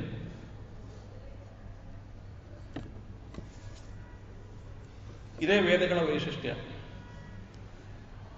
ಇದೇ ಋಗ್ವೇದದ ಅನೇಕ ರೂಪಗಳು ಎಲ್ಲ ವೇದಗಳಲ್ಲೂ ಕೂಡ ಕಂಡು ಬಂದಿರುತ್ತೆ. ಋಗ್ವೇದದ ಪುರುಷ ಸೂಕ್ತ ಒಂದು 16 ಮಂತ್ರಗಳುಳ್ಳಂತಹ ಪುರುಷ ಸೂಕ್ತ ಒಂದಾದರೆ, ಯಜುರ್ವೇದದಲ್ಲಿ 18 ಮಂತ್ರಗಳ ಪುರುಷ ಸೂಕ್ತ ಇದೆ. ಸಾಮವೇದದಲ್ಲಿದೆ, ಅಥರ್ವವೇದದಲ್ಲಿದೆ. ಬರೇ ಒಂದೊಂದು ವೇದದಲ್ಲಿದೆ ಅಂತ ಹೇಳಿದ್ರೆ ಸಾಕಾಗೋದಿಲ್ಲ. ಪುರುಷ ಸೂಕ್ತದ ಋಗ್ವೇದದ ಶಾಕಲ್ಯ ಶಾಖೆ, ಸಾಂಖ್ಯಾಯನ ಶಾಖೆ, ಆಶ್ವರಾಯನ ಶಾಖೆ, 3 ಶಾಖೆಗಳಲ್ಲೂ ಕೂಡ ಋಗ್ವೇದ ಕಂಡು ಬರುತ್ತೆ. ಹಾಗೆ ಯಜುರ್ವೇದದಲ್ಲಿ ನಮಗೆ ಕಾಠಕದಲ್ಲಿ, ಮೈತ್ರಾಯಣೀಯದಲ್ಲಿ, ತೈತ್ತರೀಯದಲ್ಲಿ, ಕಾಣ್ವದಲ್ಲಿ, ಮಾಧ್ಯಮದಲ್ಲಿ ಎಲ್ಲ ಕಡೆಯೂ ಕೂಡ ಪುರುಷ ಸೂಕ್ತ ಕಂಡು ಬಂದಿದೆ. ಹಾಗೆ ಅಥರ್ವವೇದದಲ್ಲೂ ಕೂಡ 2 ಶಾಖೆಗಳಲ್ಲಿ ನಮಗೆ ಪೈಪಲಾದ ಹಾಗೂ ಶೌನಕ ಎಂಬ 2 ಶಾಖೆಗಳಲ್ಲೂ ಕೂಡ ಈ ಪುರುಷ ಸೂಕ್ತ ಅಂತ ಅನ್ನೋದು ಬಂದಿದೆ. ಅಥರ್ವವೇದ, ಸಾಮವೇದದಲ್ಲೂ ಕೂಡ ಜೈಮಿನಿಯ ಮತ್ತು ರಾಯಣೀಯ ಎಲ್ಲ ಶಾಖೆಗಳಲ್ಲೂ ಕೂಡ ಈ ಪುರುಷ ಸೂಕ್ತ ಬಂದಿದೆ. ಹೀಗಾಗಿ ಇದಂ ಪುರುಷ ಸೂಕ್ತಂತೂ ಸರ್ವವೇದೇಶು ಪಠ್ಯತೆ, ಎಲ್ಲ ವೇದಗಳಲ್ಲೂ ಕೂಡ ಈ ಪುರುಷ ಸೂಕ್ತವನ್ನು ನಾವು ಕಾಣಬಹುದು. ಅದರಿಂದ ಆ ಪುರುಷ ಸೂಕ್ತಕ್ಕೆ, ಆ ಪುರುಷ ಸೂಕ್ತ ಅಂತ ಮಹತ್ವಪೂರ್ಣವಾದ್ರಿಂದನೇ ಇದನ್ನು ಎಲ್ಲ ವೇದಗಳಲ್ಲೂ ಕೂಡ ಅದನ್ನ ಅಳವಡಿಸಿಕೊಂಡು ಅದನ್ನ ಪಠನ ಮಾಡತಕ್ಕಂತಹ ಸಂಪ್ರದಾಯ ಇದೆ. ನಮಗೆ ಇದೇ ಪುರುಷ ಸೂಕ್ತದಲ್ಲಿ, ಋಗ್ವೇದದ ಪುರುಷ ಸೂಕ್ತದಲ್ಲಿ ಬಾಹು ಅಂತ ನಾವು ಕಾಣಿಸ್ತಾ ಇದ್ರು ಕೂಡ ಅಥರ್ವ ವೇದದ ಈ ಪುರುಷ ಸೂಕ್ತದಲ್ಲಿ ನಮಗೆ ಬಾಹುವನ್ನು ನಾವು ನೋಡಬಹುದಾಗಿದೆ. ಸಹಸ್ರ ಶೀರ್ಷ ಪುರುಷ ಎಂಬುದಾಗಿ ಇಲ್ಲಿ ಆರಂಭ ಆದರೆ, ಸಹಸ್ರ ಬಾಹು ಪುರುಷ, ಸಹಸ್ರಾಕ್ಷ ಸಹಸ್ರಪಾತ್ ಎಂಬುದಾಗಿ ಅಥರ್ವವೇದದ ಶೌನಕ ಶಾಖೆಯ ಅಥರ್ವವೇದದಲ್ಲಿ, ಅಥರ್ವ ಸಂಹಿತೆಯಲ್ಲಿ ಸಹಸ್ರ ಬಾಹು ಎಂಬುದಾಗಿ ಇಲ್ಲಿ ಬಂದಿದೆ. ಋಗ್ವೇದದಲ್ಲೂ ಕೂಡ ನಾವು ಇನ್ನೊಂದು ಕಡೆ ಇದನ್ನು ನಾವು ವಿಷಯವನ್ನು ನಾವು ನೋಡಬಹುದು. ಅದು ಎಲ್ಲಿ ಅಂತಂದ್ರೆ, ಈಗಾಗಲೇ ನಾನು ಹೇಳಿದಂತೆ ವಿಶ್ವಕರ್ಮ ಸೂಕ್ತ ಅಂತ ಎಂಬುದಾಗಿ 10ನೇ ಮಂಡಲದ 81 ಹಾಗೂ 82ನೇ ಸೂಕ್ತಗಳು. ಆ 2 ಸೂಕ್ತಗಳಲ್ಲೂ ಕೂಡ ಪರಮಾತ್ಮನು ಯಾವ ರೀತಿಯಾಗಿ ಇಡೀ ಪ್ರಪಂಚವನ್ನು ಸೃಷ್ಟಿ ಮಾಡಿದ ಎಂಬುದಾಗಿ ವಿಷಯ ಅಂತ ಬಂದಿದೆ ಅಲ್ಲಿ. ಅದಕ್ಕೂ ಪುರುಷ ಸೂಕ್ತಕ್ಕೂ ಸಂಬಂಧ ಇದೆ. ಏನು ಸಂಬಂಧ ಅಂತಂದ್ರೆ, ಈ ಪುರುಷ ಸೂಕ್ತದಲ್ಲಿ ಮೊದಲನೇ ಮಂತ್ರ ನಮಗೆ ಏನು ಬಂದಿದೆ? ಸುಮ್ಮನೆ ಸಹಸ್ರ ಶೀರ್ಷ ಪುರುಷ ಸಹಸ್ರಾಕ್ಷ ಸಹಸ್ರದ ಸಭೂಮಿ ವಿಶ್ವತೋ ವೃತ್ವ ಅತ್ಯದಷ್ಟ ದಶಾಂಗುಲಂ. ಈ ಮಂತ್ರದ ಸಾಮಾನ್ಯವಾದ ಅರ್ಥವನ್ನು ಹೇಳಿದ್ರೆ ನಿಮಗೆ ಗೊತ್ತಾಗ್ಬೋದು. 1000 ತಲೆಯುಳ್ಳ, 1000 ಕಣ್ಣುಳ್ಳ, 1000 ಕಾಲುಳ್ಳ ಪರಮಾತ್ಮನು, ಪುರುಷನು ಇಡೀ ಭೂಮಿಯನ್ನ ಆವರಿಸಿಕೊಂಡು ದಶಾಂಗುಲದಲ್ಲೂ ಕೂಡ ಇದ್ದಾನೆ. ದಶಾಂಗುಲ ಪರಿಮಿತವಾದ ನಮ್ಮ ಹೃದಯ ಗುಹೆ. ಹೀಗೆ ಪರಮಾತ್ಮ ಎಲ್ಲ ಕಡೆ ಇದ್ದಾನೆ ಎಂಬುದಾಗಿ ಅಷ್ಟೇ ಕಾಣಿಸ್ತಾ ಇದೆ ಪುರುಷ ಸೂಕ್ತದ ಮೊದಲೇ ಮಂತ್ರದಲ್ಲಿ. ಅವನು ಎಲ್ಲ ಕಡೆ ಇದ್ದಾನೆ, ಎಲ್ಲ ಕಡೆ ಇದ್ದು ನಮ್ಮ ಹೃದಯದಲ್ಲೂ ಕೂಡ ಇದ್ದಾನೆ ಅಂತ ಅನ್ನೋದನ್ನು ತಿಳಿಸ್ಲಿಕ್ಕೆ ಅವನು 1000 ತಲೆ ಉಳ್ಳವನು ಯಾಕೆ ಆಗಬೇಕು? ಅವನು 1000 ತಲೆ ಯಾಕೆ ಬಂತು ಅವನಿಗೆ? ಅವನು 1000 ತಲೆಗಳ ರೂಪವನ್ನು ಅವನು ತೆಗೆದುಕೊಳ್ಳಬೇಕಾದ ಪ್ರಸಂಗ ಏನು ಬಂತು? 1000 ಕಣ್ಣು ಯಾಕೆ ಬೇಕಾಯಿತು ಅವನಿಗೆ? 1000 ಕಾಲುಗಳು, 1000 ಬಾಹುಗಳು ಯಾಕೆ ಬೇಕಾಯಿತು ಎಂಬ ವಿಷಯ ಅಂತ ನಮಗೆ ಇಲ್ಲಿ ಗೊತ್ತಾಗೋದಿಲ್ಲ.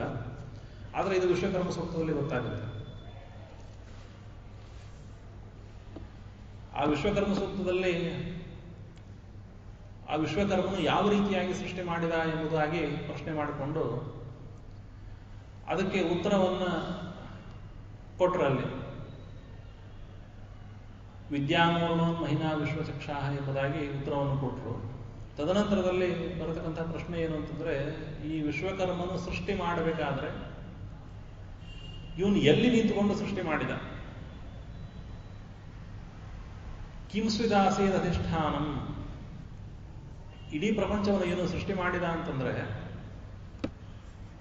ಸೃಷ್ಟಿ ಮಾಡಬೇಕಾದ್ರೆ ಸೃಷ್ಟಿ ಮಾಡುವವನು ನಿಂತ್ಕೊಳ್ಳಿಕ್ಕೆ ಒಂದು ಜಾಗ ಬೇಕು. ಹಾಗೆ ಆ ಸೃಷ್ಟಿ ಮಾಡುವವನು ಅವನೇನೋ ಇದ್ದಾನೆ, ಆದರೆ ಅವನಿಗೆ ಸಾಧನಗಳು ಬೇಕು. ಹೇಗೆ ಅಂತಂದ್ರೆ, ಒಂದು ಮನೆ ಕಟ್ಟಬೇಕು ಅಂತಂದ್ರೆ ಒಂದು ಪಕ್ಕದ ಜಾಗದಲ್ಲಿ ನಿಂತ್ಕೊಳ್ತಾರೆ. ಮರ, ಮಟ್ಟು, ಇಟ್ಟಿಗೆ ಮುಂತಾದ ಸಾಧನಗಳನ್ನು ಇಟ್ಕೊಂಡು ಮನೆ ಕಟ್ಟುತ್ತಾರೆ. ಹೀಗೆ ಪರಮಾತ್ಮನು ಈ ಇಡೀ ಪ್ರಪಂಚವನ್ನು ಸೃಷ್ಟಿ ಮಾಡಿದ ಅಂತಂದ್ರೆ, ಸೃಷ್ಟಿ ಮಾಡಲಿಕ್ಕೆ ಅವನಿಗೆ ಸಾಧನಗಳೇನಿತ್ತು ಮತ್ತು ಅವನಿಗೆ ಅಧಿಷ್ಠಾನವೇನಿತ್ತು ಎಂಬುದಾಗಿ ಪ್ರಶ್ನೆ ಮಾಡಿಕೊಂಡು, ಕಿಂಸ್ವಿದಾಸೀದ್ ಅಧಿಷ್ಠಾನಂ ಆರಂಭಣಂ ಕಥಮತ್ಸ್ವಿತ್ ಕಥಾಸೀತ್, ಇದು ಪ್ರಶ್ನೆ. ಇದಕ್ಕೆ ಉತ್ತರ ಏನು ಅಂತಂದ್ರೆ, ಮುಂದೆ ವಿಶ್ವತಶ್ಚಕ್ಷುರದ ವಿಶ್ವತೋ ಮುಖೋ ವಿಶ್ವತೋ ಬಾಹುತ ವಿಶ್ವತಸ್ಪಾತ್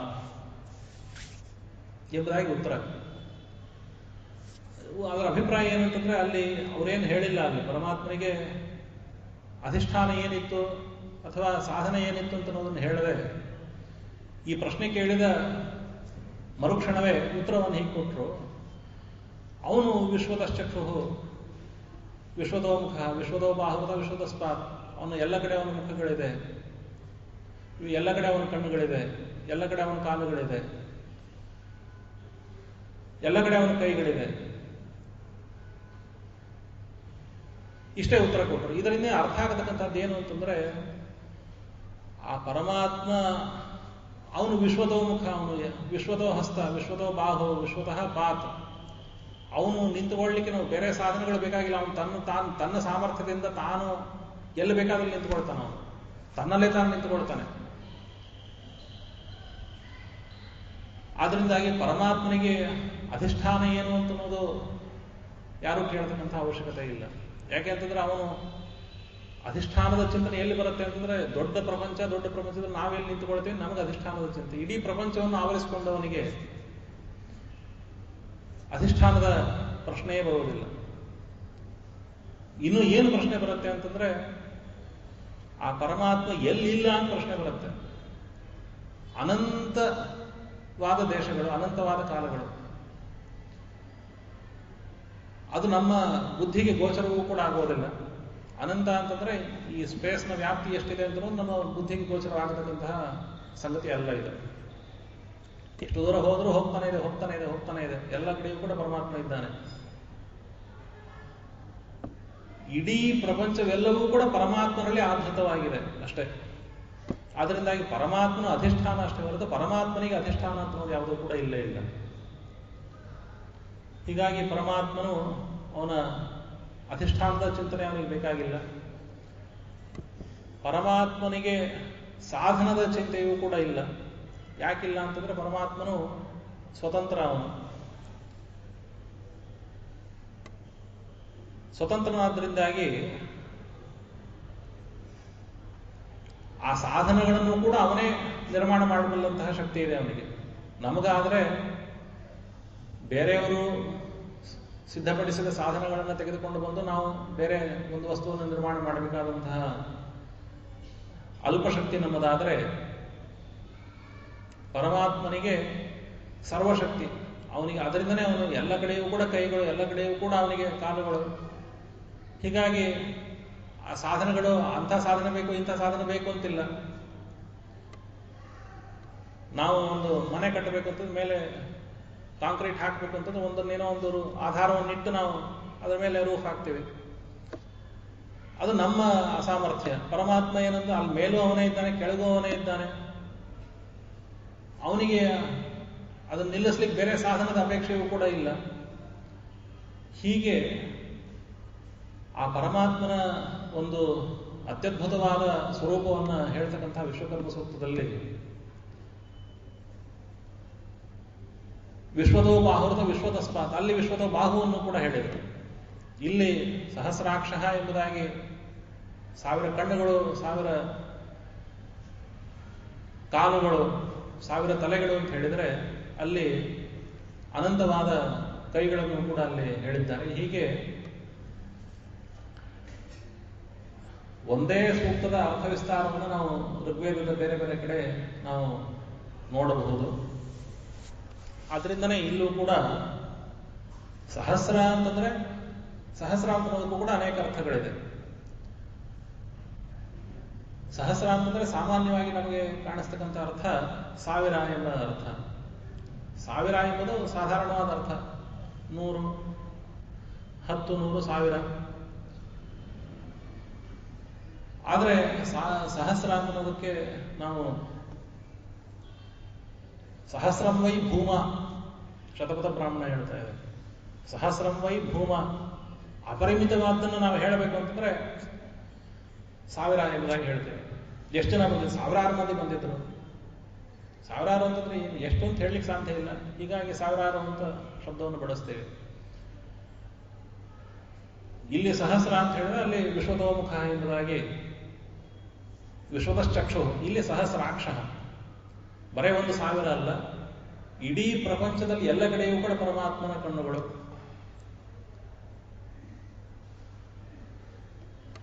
ಹೀಗೆ ಆ ಒಂದು ಪುರುಷ ಸೂಕ್ತದ ಒಂದೊಂದು ಪದಗಳ ಸ್ವಾರಸ್ಯಗಳನ್ನು ನಾವು ಕಾಣಬಹುದು. ಇನ್ನೊಂದು ರೀತಿಯಲ್ಲಿ ಅರ್ಥ ಚಿಂತನೆಯನ್ನು ಮಾಡಲಿಕ್ಕೆ ಹೊರಟ್ರೆ ಸಹಸ್ರ, ಸಹಸ್ರತೀತಿ ಸಹಸ್ರ, ಯಾವಾಗಲೂ ಕೂಡ ಪರಮಾತ್ಮನ ಜೊತೆಗೇ ಇರುತ್ತೆ, ಯಾವಾಗಲೂ ಕೂಡ ಪರಮಾತ್ಮನನ್ನು ಬಿಟ್ಟಿರುವುದಿಲ್ಲ. ಆದ್ರಿಂದಲೂ ಕೂಡ ಅದು ಸಹಸ್ರ. ಅದು ಯಾಕೆ ಅಂತಂದ್ರೆ ಕೆಲವು ಸಲ ನಾವು ನಮ್ಮ ದೇಹವನ್ನು ಬಿಟ್ಟು ನಾವು ಹೋಗ್ತೇವೆ. ಬರೀ ಆತ್ಮ ಬೇರೆ ಇದ್ದಾನೆ, ಶರೀರ ಬೇರೆ ಇದೆ. ಶರೀರವನ್ನು ಭೂಮಿಯಲ್ಲಿ ಬಿಟ್ಟು ಆತ್ಮ ಬೇರೆ ಕಡೆ ಪ್ರಯಾಣ ಮಾಡ್ತಾನೆ. ಆದರೆ ಪರಮಾತ್ಮನಿಗೆ ಹಾಗಲ್ಲ. ಪರಮಾತ್ಮನ ಅವಯವಗಳು ಯಾವತ್ತೂ ಕೂಡ ಅವನು ಬಿಟ್ಟಿರೋದಿಲ್ಲ. ಯಾವಾಗಲೂ ಕೂಡ ನಿರಂತರವಾಗಿ ಪರಮಾತ್ಮನು ಶರೀರವನ್ನು ಬಿಡತಕ್ಕಂಥ ಪ್ರಸಂಗವೇ ಇಲ್ಲ. ಯಾಕಿಲ್ಲ ಅಂತಂದ್ರೆ ಪರಮಾತ್ಮನ ಶರೀರವು ಪರಮಾತ್ಮನಿಗಿಂತ ಅಭಿನ್ನ.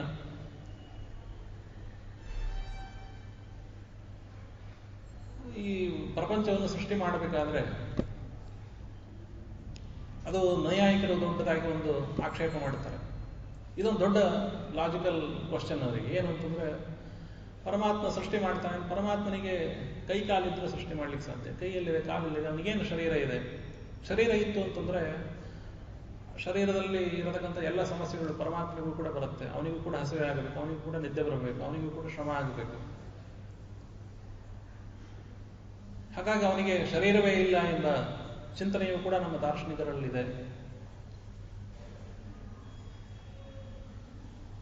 ಅದಕ್ಕೆ ಉಪನಿಷತ್ತು ಉತ್ತರ ಕೊಡುತ್ತೆ, ಹಾಗಲ್ಲ, ಪರಮಾತ್ಮನ ಶರೀರ ಅಂತನ್ನೋದು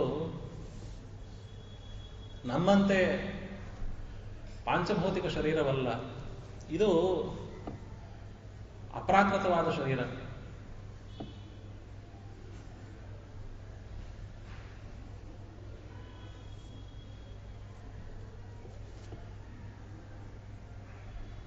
ಪರಮಾತ್ಮನಿಗೆ ಅವಯವಗಳು ಏನು ಅಂತಂದ್ರೆ, ಸದ್ದೇಹ ಸುಖಗಂಧಶ್ಚ ಜ್ಞಾನಭಾ ಸತ್ಪರಾಕ್ರಮ. ಸದ್ದೇಹ ಅವನ ಶುದ್ಧವಾದ ಅಪ್ರಾಕೃತವಾದ ಶರೀರ, ಅವನ ಅವಯವಗಳು ಕೂಡ ಅಂಥದ್ದೇ ಗುಣರೂಪವಾದ ಅವಯವಗಳು, ಗುಣರೂಪವಾದ ಕ್ರಿಯೆಗಳು, ಗುಣರೂಪವಾದ ಸಕಲ ಅವಯವಗಳು, ಗುಣರೂಪವಾದ ಒಂದೊಂದು ಅಣುವು ಕೂಡ ಪರಮಾತ್ಮನ ಶರೀರದ ಒಂದೊಂದು ಅಣುವು ಕೂಡ ಗುಣರೂಪವಾದಂತಹ ಅವಯವ. ಅದು ಅತ್ಯಂತ ಅಪ್ರಾಕೃತವಾದ, ನಮ್ಮ ಬುದ್ಧಿಗೆ ನಿಲುಕದಂತಹ ಒಂದು ಅತ್ಯದ್ಭುತವಾದಂತಹ ಪರಮಾತ್ಮನ ಶರೀರ. ಆದ್ರಿಂದನೇ ಅವನಿಗೆ ಸಹಸರತಿ, ಸರ್ವದಾ ಪರಮಾತ್ಮನ ಜೊತೆಗೇ ಇದೆ ಅಂತಹ ಶರೀರ. ಮತ್ತು ಆ ಶರೀರ ಅಂತ ಅನ್ನೋದು ಯಾವತ್ತೂ ಕೂಡ ಪರಮಾತ್ಮನಿಂದ ಬೇರೆ ಅಲ್ಲ, ಜಡವಾದ ಶರೀರವಲ್ಲ. ಜಡವಾದ ಶರೀರ ಅಲ್ಲ, ಆದ್ರಿಂದಾಗಿ ಅವನು ಸಹಸ್ರ ಅದು ಸಹಸ್ರ, ಅದು ಭಿನ್ನವಾದಲ್ಲ, ಆದ್ರೆ ಸಹಸ್ರ. ಯಾವಾಗಲೂ ಕೂಡ ಪರಮಾತ್ಮನ ಒಟ್ಟಿಗೆ ಇರುತ್ತೆ, ಆದ್ರಿಂದಾಗಿ ಅದು ಸಹಸ್ರ. ಹೀಗೆ ಆ ಪರಮಾತ್ಮನ ಅತ್ಯಂತ ಅದ್ಭುತವಾದಂತಹ ಒಂದು ಶರೀರಗಳ ಸ್ವಾರಸ್ಯವನ್ನು ಹೇಳಲಿಕ್ಕೆ ಸಹಸ್ರ ಎಂಬ ಪದವನ್ನು ಬಳಸಿದ್ದಾರೆ. ಇನ್ನು ಮುಂದಿನ ವಿಷಯಗಳನ್ನು ಯಥಾಶಕ್ತಿ ನೋಡಬಹುದು ಅಂತ ಎಂಬುದಾಗಿ ಹೇಳ್ತಾ, ಮಧ್ವಪತಿ ಶ್ರೀಕೃಷ್ಣನ ಚರಣಾರವಿಂದಗಳಲ್ಲಿ ಈ ವಾಕ್ಪುಷ್ಪಗಳನ್ನು ಸಮರ್ಪಣೆ ಮಾಡ್ತಾ ಇದ್ದಾನೆ. ಕೃಷ್ಣಾರ್ಪಣಮಸ್ತು.